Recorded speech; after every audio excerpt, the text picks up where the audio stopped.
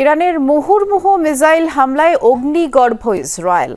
দফায় দফায় ব্যালিস্টিক ক্ষেপণাস্ত্রের আঘাতে নজিরবিহীন ধ্বংসযজ্ঞ দেখছে তেল আবিব, হাইফা সহ গুরুত্বপূর্ণ ইসরায়েলি শহরগুলো। এক রাতে আরও ৮ জনের প্রাণ গেছে। ক্ষতিগ্রস্ত তেল আবিবের মার্কিন দূতাবাসও। অপারেশন ট্রু প্রমিস 3 চালিয়ে যাওয়ার ঘোষণাও দিয়েছেন তেহরান। আর আগ্রাসন অব্যাহত রেখেছে ইসরায়েলও। তেল আবিবের হামলা এখন পর্যন্ত 224 জনের প্রাণহানি হয়েছে ইরানে।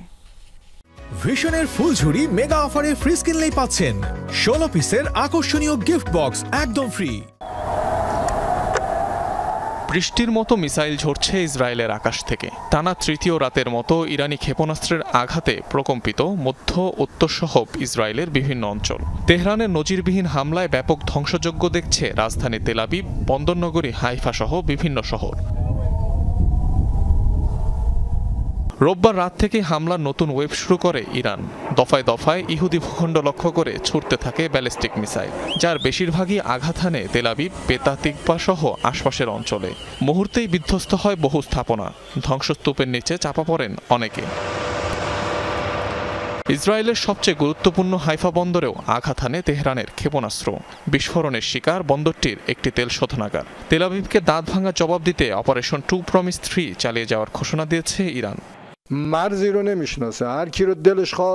কোথায় থামতে হবে ইসরায়েল সেটি ভুলে গেছে। এর কারণ যুক্তরাষ্ট্রের সমর্থন। কিন্তু ইরানের সেনাবাহিনী শক্তিশালী IRGC উপযুক্ত জবাব দিয়ে যাচ্ছে। তারা যত হামলা চালাবে আমরা ততই আগ্রাসী জবাব দেব। যুদ্ধ চাই না, কিন্তু এখন আমাদের বাধ্য করা হচ্ছে।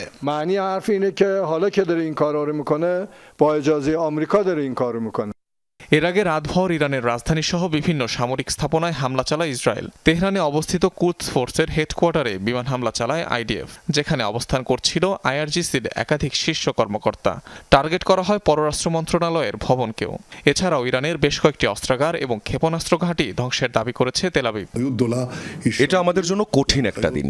আমি আপনাদের এর জন্য প্রস্তুত থাকতে বলেছিলাম, কিন্তু ভালো দিনও আসবে। আমরা ইসরায়েলের অস্তিত্বের জন্য এখন সবচেয়ে বড় 2 হুমকিকে মোকাবেলা করছি, যার একটি ইরানের পারমাণবিক হুমকি আর অন্যটি তাদের ক্ষেপণাস্ত্র। ইসরায়েলের সাথে সংঘাতের জেরে তেহরান ছাড়তে শুরু করেছে আতঙ্কিত বাসিন্দারা। সড়কগুলোতে দেখা গেছে গাড়ির লম্বা লাইন। অনিক রহমান, যমুনা নিউজ।